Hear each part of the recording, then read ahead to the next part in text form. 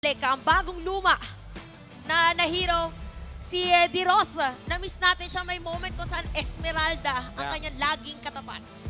In hindsight, it's a good matchup against Edith kasi kahit gaano katank yung hero, pinapatay siya ni Diroth. Pero we've seen this time and time again, Burrito. Yeah. Yung Edith, medyo wala siyang paki kay Diroth eh.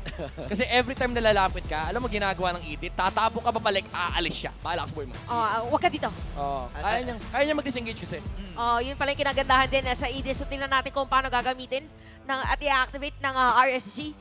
Dito ang kanilang Diroth. Again, ito ang kanilang XP laner na magiging possible X factor para sa ating laro. At ito na, probably our last game for today or pwede pang i-extend ng RSG. Napaka-importante ng laban na to at aabangan natin yung communication ng ating mga players. Yeah. Gusto ko lang sabihin dito, Diroth, masakit talaga siya at hindi mo siya kayang sabayan ng one-on-one eh. Yung mano-mano eh. Dahil nga, di ba, ang mga atake niya, may mga physical yung may reduction. Yan. Pagdating sa armor. Pero kasi, kung hindi mo naman sasabayan yan, i-hold mo lang yan eh. Kapag hindi nakahampas ang Diroth, malambot yan. So, yun ang parang ang naging plano dito ng Minana. Okay, kailangan lang natin i-hold yung Diroth, hindi makakapagwala yan. Pero pasok siya sa idea na tinatanggal mo yung atensyon mula kay Claude. Kasi pag pumasok yung Diroth, hindi mo pwedeng hindi pansinin. Baka hilahin to ng Minana Evos. Uy! Ayan! Aga! Pagkakalatag natin sa Land of Dawn. Meron na first blood para dito sa Minana Evos. Ang aga nito Light kagad ang nabigyan mula sa kanilang kupunan. At dito si Eman, tinan mo Grabe, nalulunod. binaril! Ay! At dito na si Boyet, retry ay ginamit. Grabe, binato ng ginulungan ng dartboard. Dito si paring Eman at Minana Evos, maganda ang kanilang gising dahil 2-0 agad para sa ating laban. At kakaiba talaga yung simula ngayon ni Domeng. Parang ibang Domeng yung nakikita natin ngayon. Very aggressive against Eman. Talagang kabisado niya yung Beatrix versus Claude matchup. Sabi niya, Eman, mali yung laro mo kanina. Ganito ang Beatrix versus Claude. May pala, may seminar pala na nagaganap dito. But then again, kilala naman natin itong si Eman sa isa sa mga pinaka magagaling na gumamit ng Beatrix eh. Pero ngayon, since Claude ang gamit niya, hindi pa to online eh, pagka mga first 5 minutes ng game. So kailangan niyang medyo maging tahimik muna. Parang babalik tayo sa sinabi. Wait lang. Uy, Meron yata. ata dito si Boyet AR. Pero kasi masyadong makunat yan. Lancy, Ooh! combo lamang dito, Irad. At tinamaan kagad siya. Siya yung gumamit nung ultimate ni Gord. Naku, nauna pa si Lance AR doon sa Gord. So ito yung sinasabi natin kanina, yung draft na pinapatakbo ng RSG ngayon, it's very similar to what Minana Evos had in game number 1. Problem is, it lacks early game. Like, severely lacking sila ng early game. Ayun ay hatak. Hatak na nila, hindi pa Nuts! kasi bigyan na nagamit. Habang si Lord J ay talagang makunat, hindi tumama yung hook. Level 3 pa lang dito si Light, mga kaibigan. At nagnanakaw na dito si Boyet ng mga objectives. Kakaiba ang nakikita natin ngayon para sa Minana Evos. Napakabilis! 2 minutes and 50 seconds, 1.8k gold lead. Consider to na ultra fast. Yeah, napakabilis din talaga nung pag-take over ng Minana Evos over the jungle and objectives against RSG. Pero ang ang pinaka-importanting factor for both sides is yung gold team matchup. 600 gold advantage yung hawak ni Doming AR. Malapit na matapos yung BOT. And Wow. si Light. At tapang, grabe itong mga tao May hook. to. At ngayon, may flicker. Oh my God! And that Earth Shatter. At dire-diretso, no. Sabi dito ni Lancy, kakaiba nga na yun. Ano bang pwedeng tawagin doon?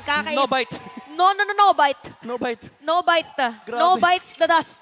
Oh my God. Napakaganda. Yung nakikita mo yung swag ng Minana Evos ngayon, parang hindi ka pwedeng mauna RSG. Lahat ng movements, sinasagot sila ng Minana Evos. So, Edith. Ako, nakipagsabayan na dito. Pero kasi dalawa eh. Dalawa yung kaharap niya eh. Nakita kasi, si Lord No, James no, yung pumilit no kanina eh. Pumigil rather doon sa hook ni Light. So for RSG, medyo napapaisa-isa pa naman sila. Pero sakta agad ni Doming AR. Na-force agad yung region. Yeah. And sa ngayon nakita, or napapansin ni Brusco eh, baka may mga tao doon. Okay, humok na si Light. May idea na lang kupunan ng Minana. Wow. Mag-aatrasan sila. Wow. Grabe. Grabe, Na-maximize Zone. yung energy shield na meron. At may potential pa nga ata mabasag. Oo nga, and sa may top lane, gusto yatang kumuha naman ng trade ng RSG at Platon lang kanilang kukuhanin. Pero kay Doming AR, Torre ang kapalit. Torre para sa Plato at mukhang meron pang pagong. Oh, muntik na. Uy. Kamuntikan jutsu para sa ating mga players. Nag-aabang tayo ng ngart-ngart. Ay, pero Ayan hindi. na, pero naunahan ng hata, kakagatin din. Siya yung nangat-ngat dito ng 4 na members ng Minana Evos. Habang si Boyet gusto pa niya ng isa eh. Kakaretry lang niya. At, uy, baka maipin siya rito ha, Irad. At nandito si Lord JM. Oh, na no! combo na German suplex. At Lord J may makakakuha ng kanyang unang kill. Tapos ba, makukuha pa nga ata yung orange bomb oh. Midnight, medyo nalilito na ako kung ano nangyayari. Ano ang nangyayari ngayon sa RSG at bakit lumalamang Minana? Well, early to mid-game, again, yung composition ng Minana Evos, it's just much stronger. The RSG, ina-abuse nila yung existence ng mga spells nila. Dalawang suppress yung hawak nila with the Divine Judgment and yung stolen na Bloody Hunt. Woo! Bakit ka nga naman hindi lalaban? Ayun na naman ang pag-atake dito ng Minana Evos. One call away lang si Boyet eh. Parang pag sinabi, men, tara punta tayo dito. Tara dito, may food trip. May food trip, Oo, food trip tayo. Sige, dyan ako 5 Oh! minutes. Oh my gosh, kalahating Oh agad my yung goodness. damage. Oy, pero mabawi ata ng hook. Pero sakto yung stun. Habang si Lord JM, binax out lang niya at basag lahat ng first inhibitor turrets dito ng RSG. Mukhang mahirap ngayon para sa RSG na humabol pagdating dito sa ating gold lead. 4.6k para sa Minana Evos. Again, ultra fast para dito sa almost 6 minutes game time. And for RSG, parang medyo nararattle sila kung paano sila gagawa ng play. Sure, meron kang Claude on the side of RSG, meron kang Insurance pagdating sa late game. Pero ang difference from game number 1 is this time around, again, may I just remind you, dalawa yung suppress na hawak na Minana Evos. Yung IMU ni Lancy. Yeah, stolen na Bloody Hunt, tas Divine Judgment mula kay Kaja. O nakita nga natin kanina, di ba? Hinila, tas kinagat pa.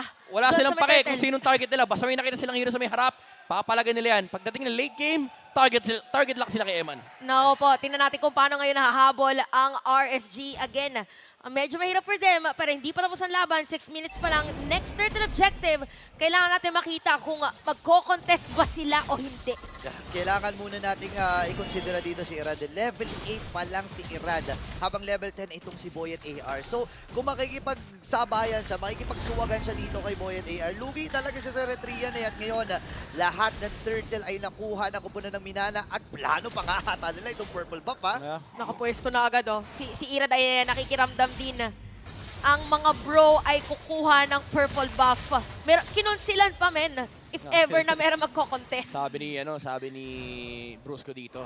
Manakot ka, dali. Pagka-conceal nila, nag-back yung RSG sabay-sabay eh. Oh, kasi naririnig yun, di ba? Oo. May otlum pre. Oh, dalawa pa yun. If ever, hindi mo sure kung sinong... Oo, dalawa yung pwedeng tumalon eh. Yung isa may kagat, yung isa may latigo eh. Oh, nako, kakaiba. Iba talaga ang pinapakita ngayon ng Minana Evos at tila na medyo nasusurprise ngayon ang RSG Philippines. And for this one, Minana Evos kailangan lang nila i-continue at hindi pahabulin yung kanilang kalaban. Oh my God.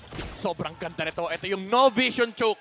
Literal, walang magpapakita sa mapa. Yung God lane lang, tulak siyang tower, hindi rin makagalaw yung RSG kasi hindi nila alam kung nasan yung ibang heroes ng Minana Evos. Pero Hawk, Uy, Hook tumama dito at si Lord JM. Nasa niya yung Mystic Ooh! Mask. Pero makakaligtas pa with that flicker. Clutch play mula kay Lord JM at marami na exhaust na ultimate dun. at saka kamuntikan pa na mabigyan dito si Nats. At makikita natin ngayon for Minana Evos as much as possible, nililimit lang nila yung pwedeng resources ngayon ng RSG. At eto na nga yata ang sagot dun sa pagbabagong kanilang inahanap. Merong crowd control eh. May panghuli sila dito kay Lord JMR kanina. Merong Bloody Hunt, merong Energy Eruption from the Fred Rain. Ang problema kasi, kapag nakaharap yung Valentina, hindi ka rin ganun ka-confident na hulihin tong Edith ito. Kasi for one, nandyan yung Terrify. Pag dalawa kayo nahuli ng Terrify at nag-ultimate yung Edith, pahamang pa kay lahat. So ang hirap labanan ng lineup ng Minana Evos for RSG. Kailangan talaga nila humanap ng space para makahingan sila dito sa mapa. Pero at this point, looking at the position of Minana Evos, sinochoke nila lahat ng resources na pwede i-farm ng RSG. Kailangan talaga body-body system dito sa mga Raiders. Humanap ka ng mistake kasi wala kang choice. Yung comp talaga ng Minana Evos, napakahirap pakipag 5v5 dyan. O kaya siguro ang ginagawa na lang, ayun, 3, 4 yung nasa may top lane. Ibibigay na lang Bigay. nila. Bigay Lord na lang, sabi nila ng RSG. Ganda ng ginawa dito ng Great RSG. push, mag-isa yan, ha? May trade sana silang gagawin. Pero, Uy, Lord uy. JM, let's see ha. May fake. Ay, eto na. Fake back siya! Oh my goodness! Iipitin nga nila dito ang kumunan ng RSG. Kaya Ano ko si naiinit na Light iwan? ang kanilang uunahin. Sabi ni Brusco, if you want kill, do this. Eman! Ngayon si Doming naman Doming! ngayon magsabayan. Eman with the blazing duets. Inaabangan nila Nasaktan kung saan siya. dadaan. Ay, naku mo! Pero nandun at nasa lubong niya. Yung sasakyan na meron dito si Boy at AR. And Wow. Eman, makakatakas niya. Ayan, makakatakas ba siya? Malapit na yata siya sa kalinga ng kanyang Ayun na. mga kakampi. At ang layo ng tinakbo ni Emma Jonathan. Man! Doming AR! What is this? Wow! Sasabihin ko pa lang sana, sobrang timely nung Cyclone Eye. Pero sabi ni Doming AR, kung ako i-cloud dito ako magre-recall eh. Wow, Doming Nation! Yung BP ko parang tumaas. Oo. After no moment, ayan, but yeah, Minana Evos, 7.1k gold lead. At meron pa Lord dito sa may bottom lane. RSG gusto nang extend naglaban, pero napakalaki Oh ng my kalamangan. God. Kailangan nilang ipunin lahat ng lakas para depensahan to. Wow, ibang klase ang pinapamalas Oh ng my buong goodness. punan ng Minana Evos. Kailangan nila depensa pero may hukna gagawin dito sila. Oh! Habang yung Mystic Gush, napagsaluhan ng dalawa pero masyado talagang makunat. Itong mga members ng Light, Minana light. Evos, si Light, nandito na rin. Sinisipat lamang niya kung sino yung potential na pwedeng ma-hook. Pero this time, ceasefire muna ang itatawag dito ng Minana Evos. Sobrang, ito yung adjustment ni Doming AR. Di ko na kailangan ng Wind of Nature. Di naman lumalaban yung Claude eh. Full damage tayo. BOD, Malefic Roar. Meron pang additional Hunter Strike na dagdag para sa Assassin Emblem niya. Na meron pa siyang and actually di siya naka-rupture. So 16, plus yung 12, 28 physical damage na penetration. Tapos meron ka pang Malefic Roar. Tapos patong mo pa yung passive ng BOD. Half HP si Claude. Literal one hit. Ang sagot sa formula na yan, masakit one hit. Masakit. Looking at the damage, 22k na siya by 11 minutes in. Grabe. And again, Doming AR, sinimulan natin kanina, Paldoming. Kakaiba din ang kanyang mga pinapakita ngayong killer instinct against RSG. At yung RSG nalilimit ngayon ang kanilang positioning. At May sumpayan ha, may sumpayan. Oy. sinasabi natin sa broadcast plus 100 pero recently parang minus eh. Nabawasan siya, mga ano na lang, mga 86 Plus na 5. lang. ganun. 86 na lang. 86% na lang yung sumpa ng recall. Pero tingnan natin kung tataas yung ratings na yun. Tingnan natin guys, dito malalaman ko ang effectivity ng recall. But yeah, jokes aside para dito sa RSG. Itong Si Brusco. naman to. Sinusuyod lahat ng mga iskinitang pwedeng daanan dito ng RSG. Wala kasi siyang pakilang kung mamatay siya ang dito bilis, eh. ang bilis din oh. Wala Wow. siyang paki. Siya Sabi lang niya, guys, sige na, aalay ko na sarili ko. Mag-stroll in the park lang muna ako. Oo. Siya lang mag-isa. Sinusuyod niya. Hindi siya natatakot sa kagat ni Light. Oo, hindi siya nagaya ng tropa. Sabi niya, hindi, susuyuin ko lahat ng makikita kong multo dito.